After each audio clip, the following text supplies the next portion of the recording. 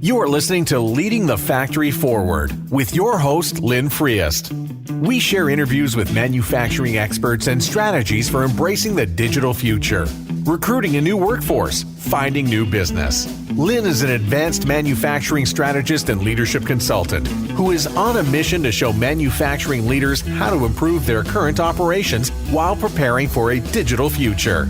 And here's your host, Lynn Friest. Hello and welcome to episode 36 of Leading the Factory Forward. Today's episode is Developing Your People by Using the Toyota Talent Principles. And this is the fifth part of our 5-part series on finding your workforce and developing talent.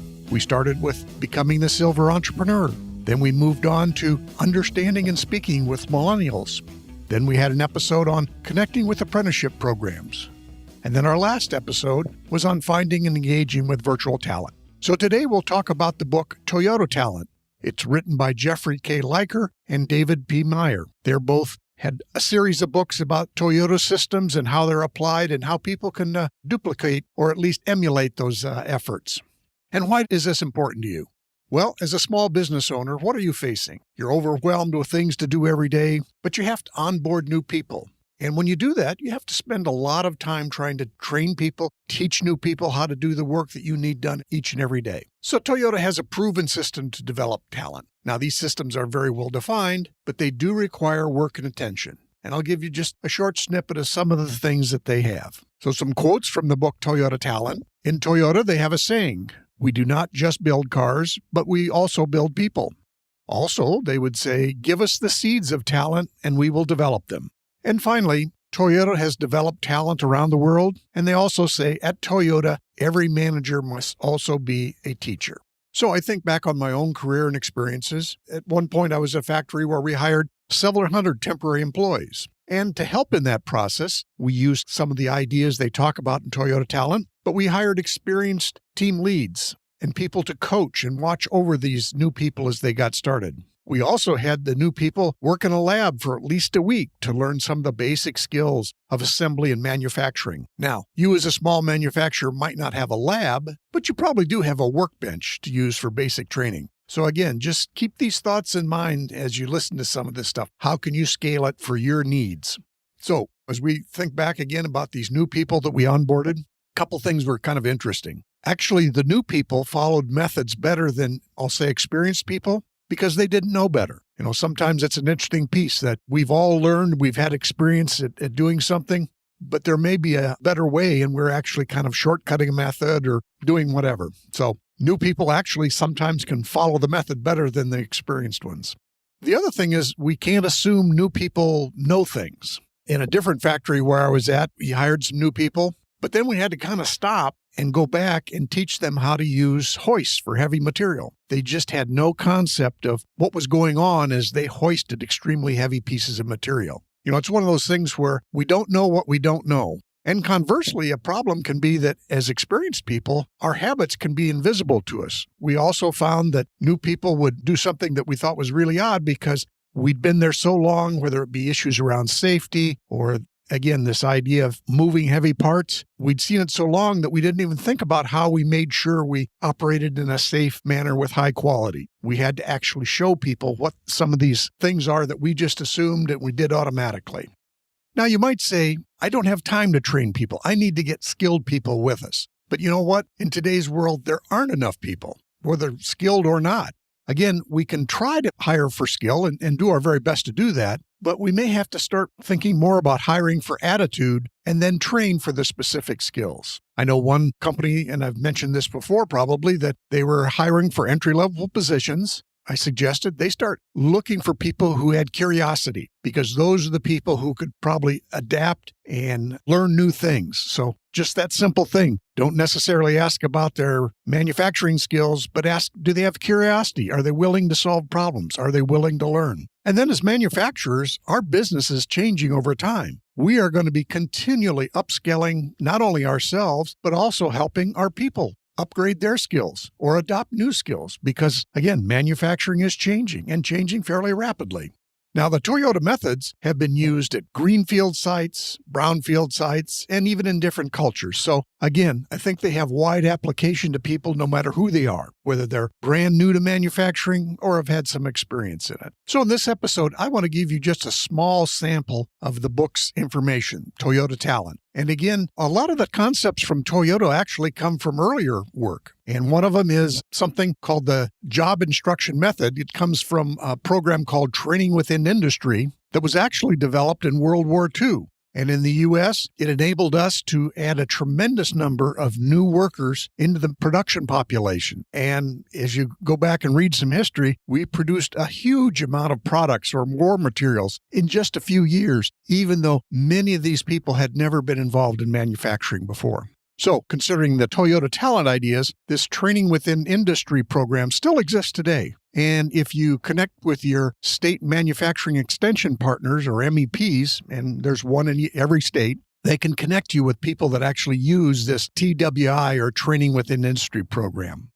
So we'll start with the Toyota Job Instruction 4-step method. And again, I'll go through this in great detail just to give you an illustration of what's there, but you can certainly use the book or go on to other resources to find more information about this. But in the job instruction method, step 1 is prepare the student. So you put the student at ease, make them comfortable with what they are and what they're going to be learning. You literally tell them the job name. Again, you may know automatically what it is, but this is all new to them. You find out what they already know. Ask them some questions about it. See what their first thoughts are. And they may say, yes, I've done that kind of thing before, or no, this is all new to me. And then get them interested in learning the job. In earlier episodes, I talked about talking with millennials about the why. Well, in this case, let them know why this job is important. And then the final step in that part is place the student in the correct position to learn. In other words, think about where can they best observe you demonstrating the job? What's the best position for them in terms of performing the job? So literally think about how will they be able to best learn this job. Now, the second step is present the operation to them. And so here are some very specific things that they recommend to really have effective teaching go on. You tell, you show, and you demonstrate each major step of the job one step at a time. And then in the second step, you tell, show, and demonstrate each major step of the job, highlighting key points as you go along. It's easy for us to gloss over that because we've done the job hundreds of times or thousands of times. But here you're actually pointing out, pay attention that this is lined up when you try to assemble that bolt, those kinds of things. Then in the third step, tell, show, and demonstrate each major step with key points, and then the reasons for each key point. Understanding why it's important to have that backup wrench there so that you get the correct torque on the bolt. Talking about what are the reasons for this particular method. And again, the next piece is you want to instruct clearly, completely, and most importantly, patiently. These people may not know anything about what you're doing because they're new, or they may have some preconceived notions about what it is. So be patient, but keep going through, even though this seems very repetitive. And the final step here is do not give the student more than they can master at one time. You want to start with some piece to keep them familiar with the work, but don't give them 100 things to try to learn all at once. And now we come to step 3, where you actually try out the performance. Have the student try the job while correcting errors as you go along. You're following step by step with them. Have the student do the job and explain the major steps of the job, just to remind them as they actually get their hands on it and start learning. The next is have the student do the job again while explaining the key points. You kind of see the method here. You talk about the steps, key points in each of those steps, and the next one is to have the student do the job again while explaining the reasons for the key points. So again, telling them what and how and why to do this job. And then you repeat this process until you're confident the student understands. And this could be, for a simple process, it may not take a lot of repetition. But if it's a fairly complex process, you think of starting up a CNC machine, you may need to have several repetitions. Often in my work in manufacturing in the past, I was looking for, has a person done this 50 times before I really felt comfortable that they'd kind of seen all the different things that go on. So then another piece of this is you actually then assign the student a task. You tell them who to ask for help. Either you or someone else check their progress frequently. Encourage them to ask questions. Often we want people to know we're successful. We want people to know that we're competent. We don't really ask questions enough. So be sure to proactively tell them to ask questions when anything comes up with them. And then gradually over time, obviously, you can reduce the coaching and the follow-up. They are performing the work successfully, or if they come to an exception, and these happens probably, not routinely, but infrequently, they have a confidence to go ask about what's their question about this exception that came up in the work. But this follow-up is always important because I think any of us have had occasion where somebody showed us the job one time or even twice, then they're off about doing their own work. And we're left saying, oh, now what do I do? Something came up that either I don't remember or I don't understand. So follow-up is always important. Now, another idea just to consider, especially if you're in a small facility and you can't do all the training yourself, is do you have people who are recent retirees or that you know of, people that can come in for a temporary time to help with this training of new employees? Or there may be somebody in your shop that is particularly suited to that. Now, we'll be going into that a little bit later, but this whole idea of maybe along with bringing in new employees, bring in some temporary trainers to go with that. So in the whole job instruction thing, there's a motto that they use. If the student hasn't learned, the instructor hasn't taught. Again, as we think about, who are the best teachers? Some great workers are not always great teachers. They're just fantastic at being focused and doing things, but they're not good at explaining things. And again, we have the curse of knowledge. In other words, we've done this so often that, again, it's just routine. It's a habit. We don't even think about it. So it becomes very difficult for us to step back and say, I have to explain these 4 steps. I just breeze right through them every time. So the Toyota Talent book also kind of talks about skills of the effective trainer. The trainer has to be willing and able to learn. The trainer has to be adaptable and flexible. It really helps if they have genuine caring and concern for others. In my experiences where we had a lot of new temporary workers, the trainers were kind of like, I'll say, Dutch uncles. They were the ones that were there that kindly gave advice and feedback, but told people whether they were succeeding or not. They told them the truth about you are successful or no, you really have to do this the way we've asked you to do it or do it differently. The trainers have to have patience and yet persistence. They have to take responsibility. Are their students learning? Are those new workers becoming successful in their job? The trainers need confidence and leadership. If somebody hasn't been a trainer before, there's a growing pattern there while they get confident in teaching other people.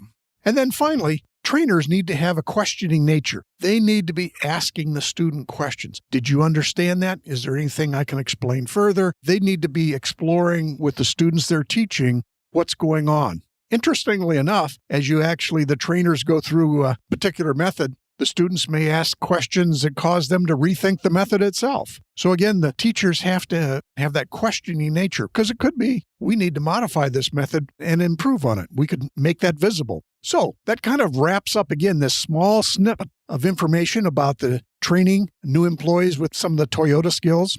And I ran through this stuff quickly, but there will be a PDF or show notes download at the bottom of the podcast episode. So again, print that out, start making notes on it as you look at a sample job that may be critical in your operation. So that leads right to what are the next steps in developing your first steps in an action and learning plan about onboarding new employees. Pick an important job that's often done by new employees. Start listing out the skills required. Do they need to know how to run a torque wrench? Do they need to know how to use some particular measuring device? Do they need to know how to use a hoist? Start breaking the skills down that are required. And again, that gets into break that job into pieces. So you might have a 30-minute cycle that you're going to teach a new employee, but start breaking that down and how can I teach them the first 5 minutes of it and the next 5 minutes? Some idea like that.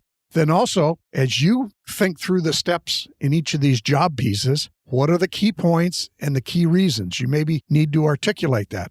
And once again, I go back to when you're going into this process, it may not be the best use of your particular time, although that you traditionally train new employees. Think about bringing in those retirees or other temporary people to help with this whole identification of the training, the job instructions, and the actual training of people. Consider how you might do that.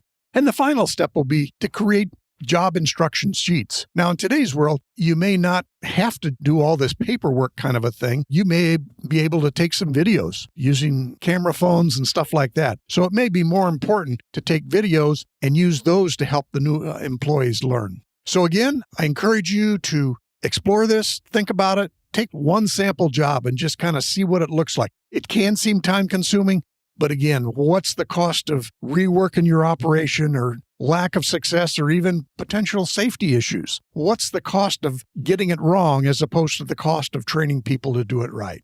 So that wraps up this particular episode and the fifth part of our 5-part series. Again, a review. We started with becoming the silver entrepreneur. How do you engage with experienced people who are out there, maybe retirees that are looking for part-time work?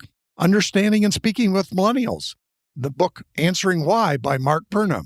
Our third one was around connecting with our apprenticeship programs. How do you connect not only to bring your own workforce in, but help develop your community's workforce? Then on the fourth one, we talked about finding and engaging virtual talent. How do we get that hours of talent and skills we need, even if we don't need full-time people present? And then finally, some information from the book Toyota Talent. So once again, be sure to download this notes, sign up for our email list to get future updates as we proceed in leading the factory forward. And also, I would love to have you share a comment or a rating, or just drop me a line if any of this sparks your thinking. Thanks so much for listening today.